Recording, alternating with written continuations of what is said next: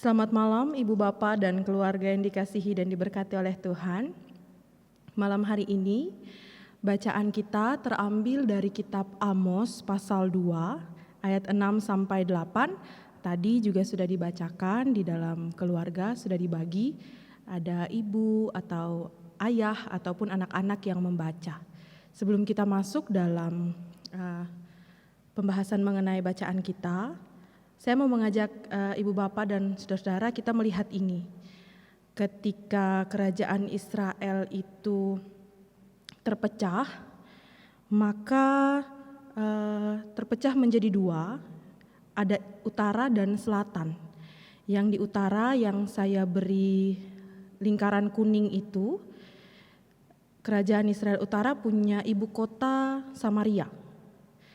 Dan kerajaan Israel selatan atau kerajaan Yehuda, ibu kotanya adalah Yerusalem. Dan itu Ibu Bapak lihat pada lingkaran yang merah.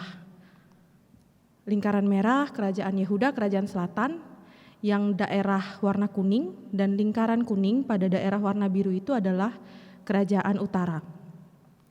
Ibu Bapak, Israel itu mereka pada tahun 930 mereka terpecah. Tahun 930 mereka terpecah menjadi dua kerajaan yang tadinya mereka bersatu di bawah kepemimpinan Daud, di bawah kepemimpinan Saul, kemudian Daud dan anaknya Daud Salomo. Nah, setelah Salomo, kerajaan itu terpecah menjadi dua, selatan dan utara. Dan pada tahun 587 kerajaan itu benar-benar hancur, baik di utara maupun di selatan. Sebenarnya tahun 587 itu adalah kejatuhan dari kerajaan Israel selatan atau Yehuda. Ibu Bapak, kalau kita lihat pada slide ini, maka terlihat dengan jelas bahwa yang warna biru itu atau kerajaan utara itu lebih besar, lebih banyak dibandingkan kerajaan Yehuda atau Israel bagian selatan. Betul saja, karena di bagian utara itu kalau dibagi menurut ke-12 anak Yakub, maka di utara itu ada 10 suku. 10 suku ada di utara dan hanya 2 suku yang ada di selatan. Tapi kalau kemudian kita lihat pada waktu pembuangan atau waktu kejatuhannya, maka kerajaan utara itu jatuh terlebih dahulu dibandingkan kerajaan selatan. Jadi tidak serta-merta kedua kerajaan itu jatuh sama-sama. Tapi utara yang jatuh terlebih dahulu yaitu tahun 722 sebelum Masehi, before Common Era, dan kerajaan selatan jatuh pada tahun 586. Nah, ini Ibu Bapak, ini tahun kejatuhan Israel ketika mereka menjadi sebuah kerajaan dan mereka terpecah, kemudian mereka jatuh. Dan ini adalah pembagian ketika di selatan maupun di utara itu ada pemimpin-pemimpin, raja-raja yang memimpin. Nah, Ibu Bapak, kalau kita lihat di bagian utara itu ada 18 raja. Sepanjang dari tahun 930 sampai 722 sebelum Masehi, itu ada 18 raja yang memimpin di bagian utara. Beda dengan bagian selatan yang dari 930 sampai 587 itu ada 20 raja yang memimpin. Amos ada di mana?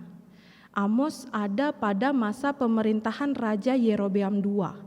Itu yang ada warnanya kuning, Ibu Bapak. Kuning pada tulisan yang berwarna merah. Amos memberitakan nubuatannya pada masa Yerobeam II, dan pada kerajaan selatan itu raja yang memimpin saat itu adalah Uzia, Raja Uzia. Kemudian kita masuk pada Amos, fakta tentang Amos. Yang pertama, Amos adalah catatan mengatakan bahwa Amos itu adalah seorang peternak yang juga pemungut buah ara hutan. Kalau Ibu Bapak lihat, Ibu Bapak bisa menemukannya pada kitab Amos pasal 7 ayat 14. Dan Amos itu berasal dari Tekoa, sebuah desa di Yehuda yang jauhnya sekitar 19 km sebelah selatan Yerusalem. dia hanyalah seorang peternak biasa. Dia tidak dididik seperti nabi-nabi yang lain yang memang disekolahkan atau diajarkan dan diarahkan untuk menjadi nabi. Tapi dia hanyalah seorang biasa. Seorang peternak, catatan mencatat bahwa dia hanyalah seorang peternak dan juga seorang pemungut buah arah hutan, bukan seseorang yang dipersiapkan untuk menyampaikan berita Tuhan. Kemudian fakta yang kedua, arti nama Amos adalah terbeban atau pemikul beban. Dan ia menjadi salah satu dari 2 nabi yang diutus Allah untuk bernubuat bagi kerajaan utara. Saat nabi-nabi yang lain diutus untuk bernubuat kepada kerajaan selatan, bahkan termasuk ketiga nabi besar, Yesaya, Yehezkiel, dan Yeremia. Amos 1 dari 2, Hosea dan Amos. Mereka berdua adalah nabi yang diutus Tuhan untuk bernubuat bagi kerajaan Israel Utara dengan ibu kota Samaria. Kemudian fakta yang ketiga, Amos melayani sebagai nabi ketika Uzia menjadi raja di Yehuda dan Yerobeam kedua di Israel. Itu tadi yang sudah Ibu Bapak lihat di bagan, yang sudah ditampilkan tadi di awal. Kemudian fakta yang keempat adalah ia bernubuat 2 tahun sebelum gempa bumi. Itu nanti ada dalam bacaan kita, sekalipun saat ini kita baca hanya terbatas sampai pada ayat 8. Tapi kalau Ibu Bapak baca secara terus-menerus, maka Ibu Bapak dan keluarga akan menemukan bahwa nanti pada ayat ke-13 firman Tuhan itu berbunyi, sesungguhnya aku akan mengguncangkan tempat kamu berpijak, seperti goncangan kereta yang syarat dengan berkas gandum. Ia bernubuat 2 tahun sebelum gempa bumi. Nah, Ibu Bapak dan Saudara, selain kepada Israel, kerajaan bagian utara, dia pun bernubuat salah satu berita Amos, yaitu adalah ucapan ilahi mengenai hukuman atas bangsa-bangsa. Jadi bukan hanya Israel, Ibu Bapak dan Saudara, ada bangsa-bangsa yang lain yang Amos sampaikan berita penghukuman itu. Di layar ini sudah ada Damsyik, ada Gaza, ada Tirus, ada bangsa Edom, ada bangsa Amon, bangsa Moab, bahkan pada kerajaan selatan bangsa Yehuda dan juga kepada Israel. Ibu Bapak, dari pasal 1 sampai pasal 2 ayat 5 itu, di situ Amos memberitakan penghukuman bagi bangsa-bangsa. Sedangkan untuk bangsa Israel, untuk bagian utara, kerajaan utara, Amos menyampaikan itu dari pasal 2 ayat 6 sampai ayat 16. Ada sekitar 11 ayat yang dikhususkan untuk memberitakan penghukuman bagi bangsa Israel. Hukuman atas Israel dimulai dengan ayat 6 bacaan kita, beginilah firman Tuhan, karena 3 perbuatan jahat Israel, bahkan 4, aku tidak akan menarik kembali keputusanku. Ibu Bapak, kalau Ibu Bapak perhatikan, sebelum penghukuman itu disampaikan kepada bangsa-bangsa yang lain, selalu diawali oleh Amos tentang karena 3 perbuatan jahat Bani Amon, karena 3 perbuatan jahat, bahkan 4 kota Damsyik dan sebagainya, 7 yang lain selain Israel itu selalu diawali dengan karena 3 perbuatan jahat, bahkan 4. Bahkan sebenarnya tidak terbatas sampai di situ, Ibu Bapak. Perbuatan jahat umat, perbuatan jahat bangsa-bangsa yang hidup di sekitar umat itu lebih dari itu. Sehingga Amon, orang biasa yang diutus Tuhan untuk menyampaikan penghukuman, ia diutus Tuhan sebagai seorang nabi untuk menyampaikan penghukuman, menyampaikan bahwa umat ini punya kejahatan sudah lebih untuk tidak mendapatkan hukuman.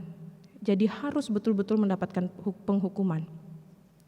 Kemudian hukuman atas Israel itu, apa yang Israel lakukan, Ibu Bapak dan Saudara-saudara? Kita bisa lihat itu pada ayat 6 sampai ayat 8. Kejahatan pertama yang mereka lakukan yang ditegur oleh Amos adalah yang pertama, mereka menjual orang benar karena uang. Bukan hanya orang benar, bahkan orang miskin pun mereka jual demi sepasang kasut. Kejahatan yang selanjutnya yang mereka lakukan adalah mereka menginjak-injak kepala orang lemah ke dalam debu. Bukan hanya menginjak, tapi diinjak ke dalam debu. Bahkan mereka membelokkan jalan orang sengsara. Orang sudah sengsara jalannya, masih saja dibelokkan. Betapa itu sebuah ketidakadilan yang sangat-sangat tidak layak untuk dilakukan. Dan itu dilakukan oleh umat Tuhan. Kejahatan selanjutnya yang ditegur oleh Amos adalah pada ayat yang ke-7. Anak dan ayah pergi menjamah seorang perempuan muda sehingga melanggar kekudusan nama Tuhan. Penyimpangan yang mereka lakukan. Dan itu bukan hanya oleh satu anggota keluarga. Tapi Amos menyatakan bahwa anak dan ayah dari dalam keluarga sudah terjadi ketidakbenaran. Kemudian kejahatan lain yang mereka lakukan adalah merebahkan diri di samping mezbah.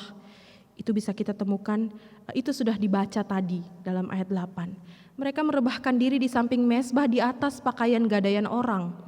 Bahkan mereka minum anggur orang-orang kena denda di rumah Allah mereka. Orang-orang yang membayarkan denda kepada mereka berupa anggur itulah yang mereka pakai untuk minum mabuk di rumah Allah. Ibu Bapak dan Saudara, dari sini kita dapat mengetahui bahwa Israel ini mereka menodai, mereka merusak hubungan sosial. Dan itu ada pada ayatnya yang ke-6 yang tadi sudah dibaca. Kemudian mereka menodai prinsip keadilan. Mereka menodai hubungan sosial itu ketika mereka menjual orang benar karena uang.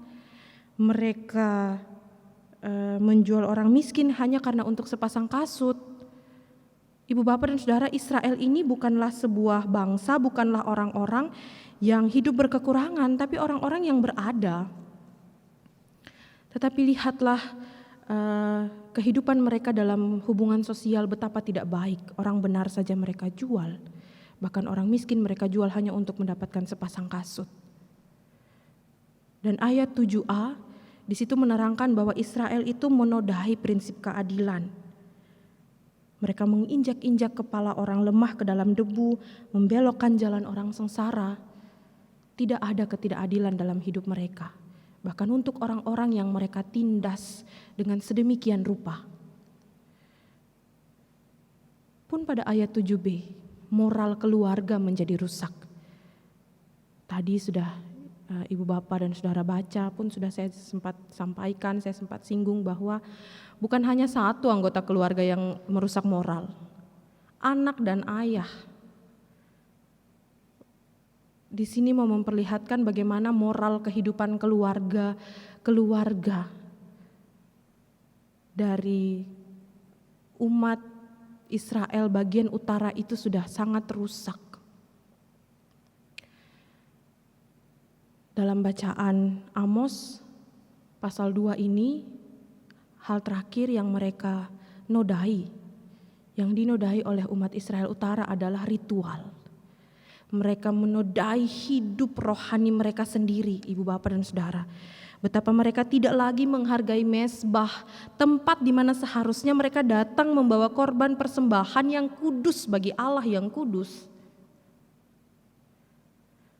Rumah Allah mereka saja mereka pakai untuk minum dan mabuk. Di mana kekudusan rumah Allah? Rumah atau bait tempat Allah menjumpai umat itu sudah tidak lagi kudus. Karena mereka sudah merusak semuanya itu. Mereka merusak hubungan sosial, mereka merusak prinsip keadilan, mereka merusak kehidupan moral dalam keluarga mereka, dan itu terbawa sampai kepada kehidupan rohani mereka. Dan dari sini kita sama-sama diperlihatkan bahwa betapa peran keluarga itu sangat penting. Seperti yang lalu dalam ibadah Minggu, Ibu Pendeta sudah menyampaikan pesan firman Tuhan dari Yoel pasal 1. Ada juga di dalam pasal 1 ayatnya yang keempat itu tentang bagaimana orang tua harus menceritakan kepada anak-anaknya. Di situ terbangun relasi-relasi keluarga, terbangun apa yang mau disampaikan, hubungan yang baik dalam kehidupan keluarga.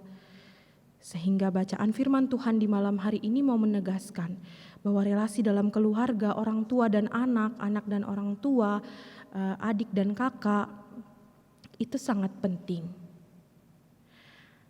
Karena ketika itu terbangun dengan baik, maka itu juga akan terpancar keluar. Ibu Bapak dan Saudara, apa pesan firman Tuhan melalui Amos pasal 2 ayat 6 sampai 8 ini bagi kita? Saya kembali memunculkan gambar ini, Ibu Bapak, peta pembagian wilayah kerajaan utara dan selatan. Tadi juga sudah saya bahas bahwa di utara itu ada 10 suku dan di selatan itu hanya ada 2 suku.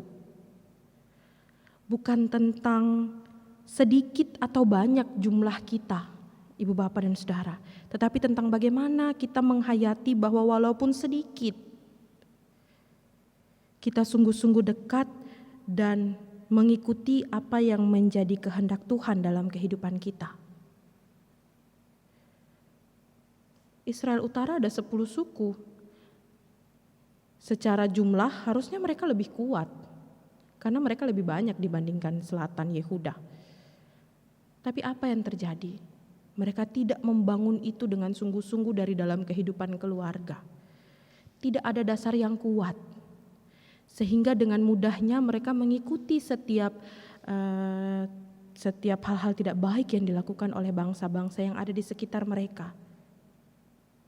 Bukan tentang banyak atau sedikit, tapi tentang bagaimana ketika sedikit sekalipun kita sungguh-sungguh dekat, kita sungguh-sungguh menghayati dan mau mengikuti apa yang menjadi kehendak Tuhan. Dan itu pun yang disampaikan dalam pesan firman Tuhan di ibadah Minggu kemarin sudah sempat disampaikan juga oleh Ibu Pendeta Lia. Dan dalam situasi seperti saat ini, kita yang hanyalah kelompok-kelompok kecil di rumah kita masing-masing dalam situasi pandemi ini, Ibu Bapak, kita masih harus beribadah di tengah-tengah keluarga kita masing-masing. Peran inilah yang ditingkatkan. Bagaimana orang tua semakin mengenal anak-anaknya, bagaimana anak-anak semakin mengenal orang tua. Papa mama kalau sudah begini, oh artinya papa mama sedang lelah. Anak-anak kalau sudah banyak tingkah, oh artinya dia sudah bosan, dan berbagai hal lainnya. Hal-hal yang mungkin dilewatkan ketika kehidupan kita yang lalu berjalan dengan normal seperti biasanya. Kita melewatkan banyak hal, papa mama melewatkan banyak hal, anak-anak pun melewatkan banyak hal yang ternyata, oh papa mama tuh ternyata seperti ini. Dan dalam situasi seperti ini, dalam pesan firman Tuhan Ibu Pendeta kemarin sampaikan bahwa kita sedang memasuki kehidupan normal yang baru. Dan ini yang harus dikuatkan, ini yang harus ditingkatkan. Bahwa peran orang tua dan peran anak itu menjadi kehidupan normal yang baru. Saling mengerti, saling mengetahui gelagat satu dengan yang lain. Untuk supaya apa? Di dalamnya kita bisa bangun kualitas hidup yang baik dan sungguh-sungguh di dalam Tuhan. Dan itu bukan hanya peran pendeta, majelis, penatua dan diaken, tapi sungguh-sungguh itu adalah peran orang tua, peran anak-anak. Anak-anak dapat saling mengingatkan kepada orang tua, karena mungkin saja orang tua banyak yang dilakukan sehingga orang tua lupa, dan itulah peran anak. Orang tua bisa selalu menasihati anak, bisa lebih lagi mengenal karakter pertumbuhan anak. Jangan hanya berpikir bahwa anak sudah remaja, sudah dewasa, oh sudah. Tapi setiap usia itu punya tahap perkembangannya masing-masing. Dan ini adalah salah satu cara Tuhan untuk membuat kita kembali ke dalam dan memperbaiki. Saya tidak mengatakan bahwa apa yang terjadi dengan Israel Utara saat itu sama dengan kita saat ini, kemudian kita harus memperbaiki, tidak.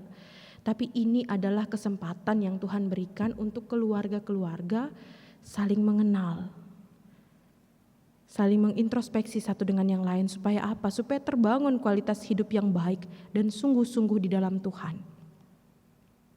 Dan kualitas hidup yang baik itu dimulai dari dalam kehidupan keluarga. Karena dari dalam keluarga akan memancar dalam kehidupan sosial, dalam kehidupan bermasyarakat.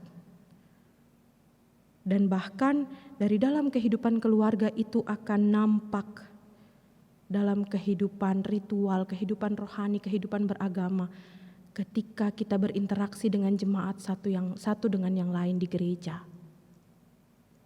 Ini adalah kesempatan untuk kita saling mendukung, saling membangun dari dalam keluarga.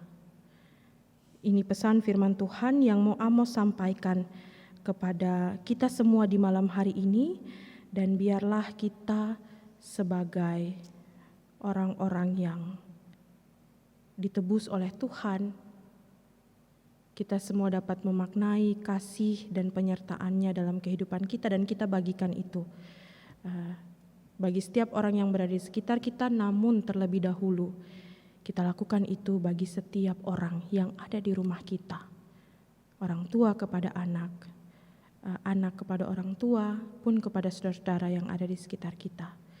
Sehingga kasih Tuhan itu tidak hanya diam dalam keluarga, tapi kasih Tuhan itu dapat terpancar bagi kehidupan setiap orang yang ada di sekitar kita, bahkan bagi setiap jemaat yang ada dalam persekutuan kita.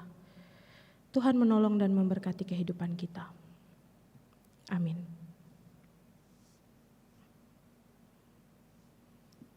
Ibu Bapak dan keluarga, untuk merespon firman Tuhan yang telah kita dengarkan, bersama-sama kita menyanyi dari Kidung Jemaat 308, bait 1 dan 2.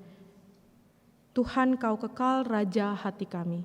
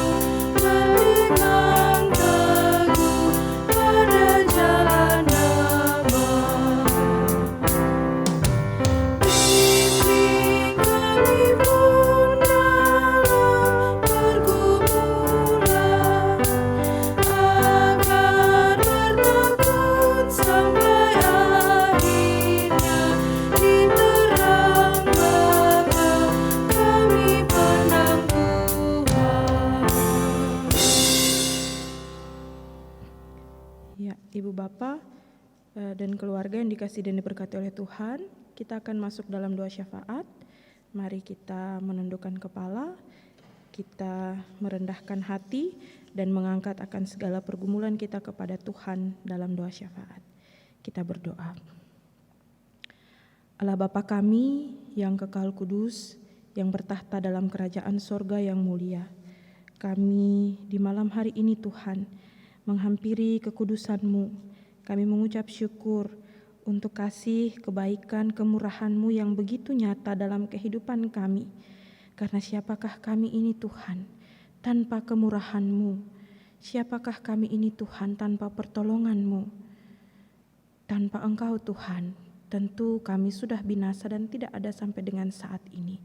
Kami mengaku akan kelemahan dan keterbatasan ketidakberdayaan kami Tuhan.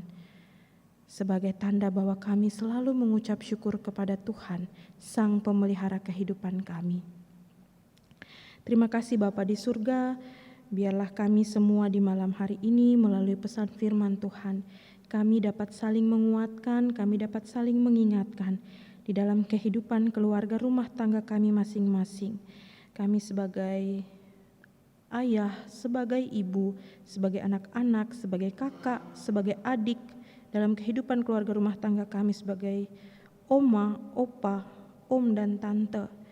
Kami semua boleh hidup saling menopang ya Tuhan, saling mendukung dan saling menguatkan. Sehingga dengan demikian Tuhan berkenan membuat kami menjadi terang Tuhan bagi setiap orang yang berada di sekitar kami.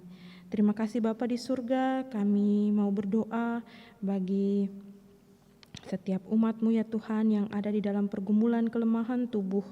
Kami berdoa bagi Bapak dan Ibu Siregar ya Tuhan, kedua orang tua kami ini. Tuhan, Engkau memberkati dan menyertai setiap upaya dan usaha pengobatan yang selalu dilakukan oleh kedua orang tua terkasih kami ini Tuhan. Sekalipun saat ini gerak mereka terbatas, ruang mereka terbatas, tidak dapat ke rumah-rumah sakit. Namun biarlah jamahan dan pertolongan dari Tuhan memampukan kedua orang tua terkasih kami ini untuk tetap saling mengasihi, saling mencintai, saling menguatkan di tengah-tengah kelemahan tubuh yang mereka alami saat ini Tuhan. Bahkan kami berdoa juga ya Bapa, Tuhan memberkati, Tuhan menyertai akan setiap makanan, minuman, dan obat-obatan yang dikonsumsikan oleh kedua orang tua terkasih kami ini ya Tuhan. Kami berdoa bagi Ibu Elia Wastipandi yang juga dalam proses pemulihan, dalam segala upaya terapi yang berjalan. Tuhan juga memberkati dan menyertai kehidupan Ibu Elia Wastipandi. Bahkan Engkau berkenan memberkati Bapak Karel Pandi dan juga anak terkasih Kak Nona. Biarlah ketopangan dari kedua anggota keluarga ini dapat menjadi sukacita dan semangat bagi Ibu Elia Wastipandi dalam menjalani hari-hari hidupnya ya Tuhan. Berkati akan setiap makanan, minuman, dan obat-obatan yang dikonsumsikan ya Bapa. Kami juga berdoa bagi saudari Kristi Sukabdi dalam kelemahan tubuh yang ia alami Tuhan. Engkau berkenan memberikan kesembuhan baginya ya Bapa. Engkau menjamah setiap apa yang menjadi kelemahan tubuhnya Tuhan. Bahkan Engkau memberkati setiap anggota keluarga yang selalu menopang dan mendukung akan saudari Kristi Sukabdi dalam kelemahan tubuhnya. Segala upaya dan usaha yang dilakukan Tuhan, biarlah Engkau mencurahkan berkat-Mu di dalamnya.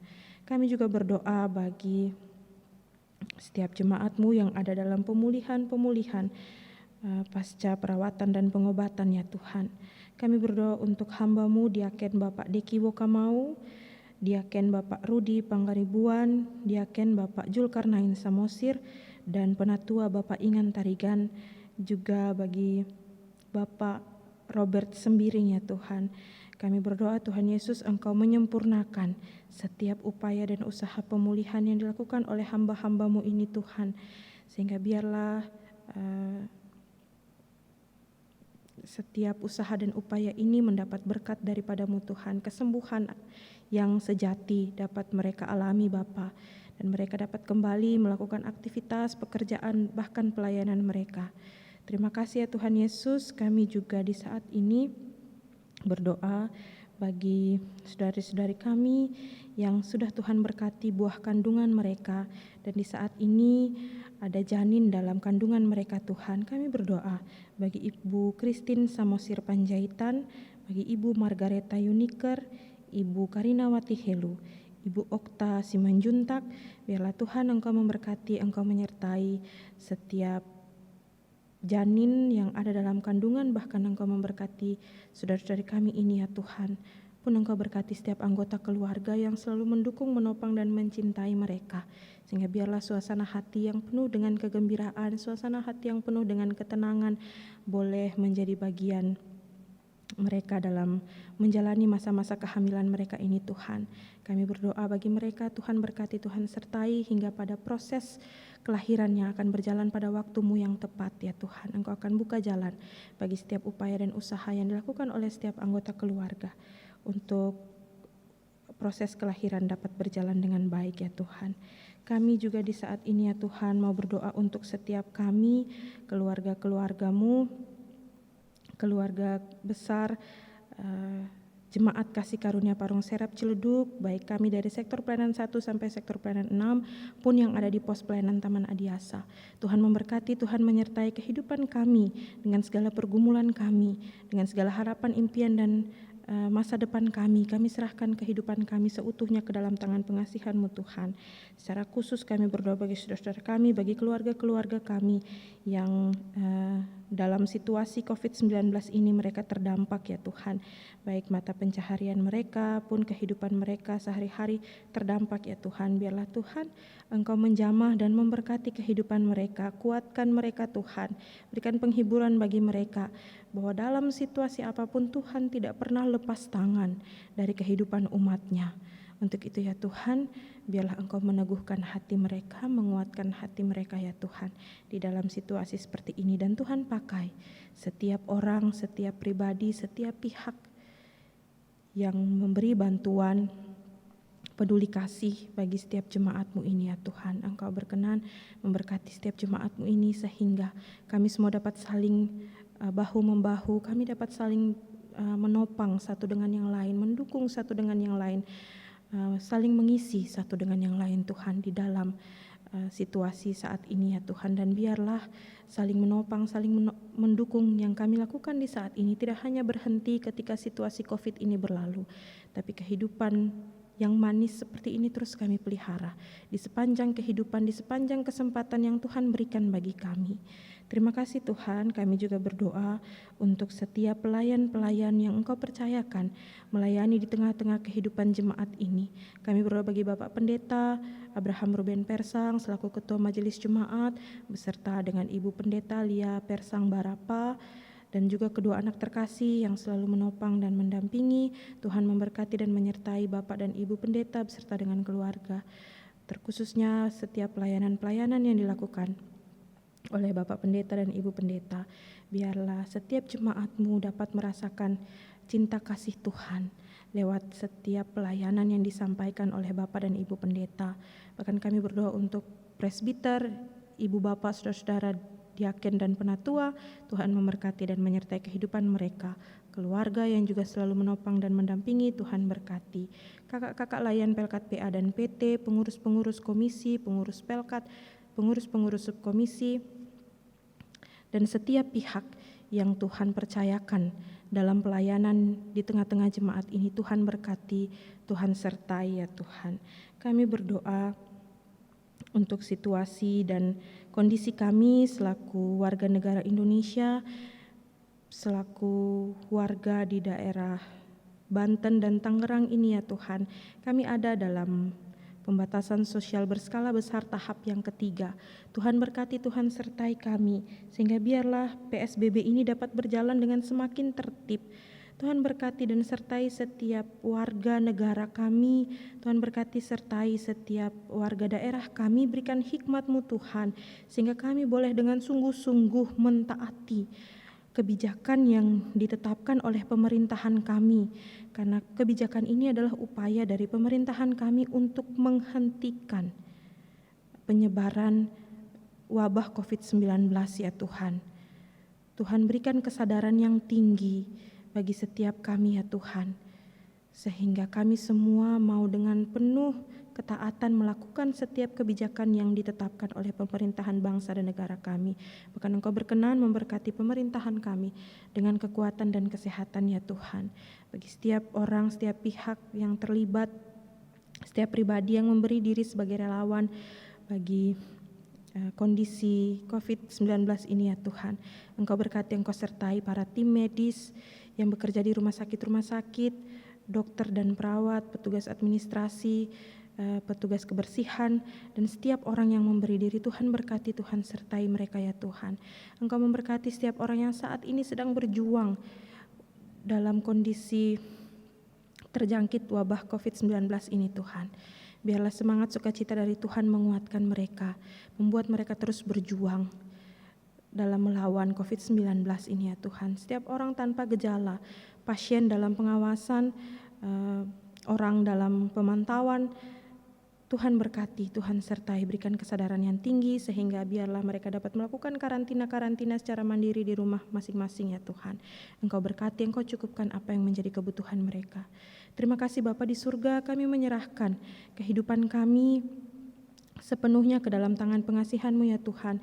Karena kami mengimani bahwa hanya di dalam kemurahan dan pengasihan-Mu Tuhan, kami semua dapat hidup terpelihara dengan baik sesuai dengan kehendak-Mu saja ya Bapa. Terima kasih ya Tuhan Yesus, inilah doa dan sembahyang kami. Di atas semuanya itu ya Tuhan, ampunkanlah segala salah dan dosa yang kami lakukan bertentangan dengan kehendak-Mu. Lalu hanya dalam nama Tuhan Yesus Kristus Juru Selamat kami yang hidup, kami menaikkan doa ini dengan doa yang telah Engkau ajarkan kepada kami secara bersama-sama.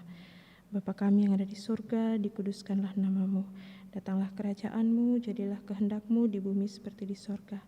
Berikanlah kami pada hari ini makanan kami yang secukupnya, dan ampunkanlah kami akan segala kesalahan kami, seperti kami juga mengampuni orang yang berdosa pada kami.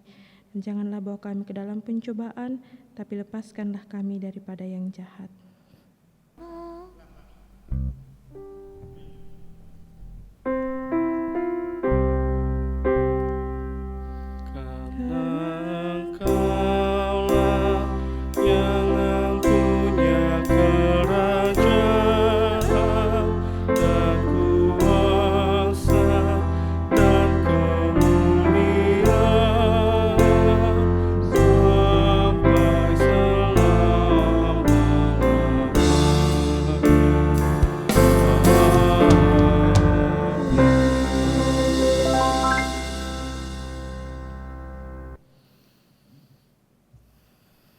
Ibu bapak dan keluarga, kita sudah selesai dengan bagian khotbah dan doa syafaat. Silahkan diteruskan dengan bagian tata ibadah yang sudah dipersiapkan. Terima kasih, Tuhan Yesus memberkati.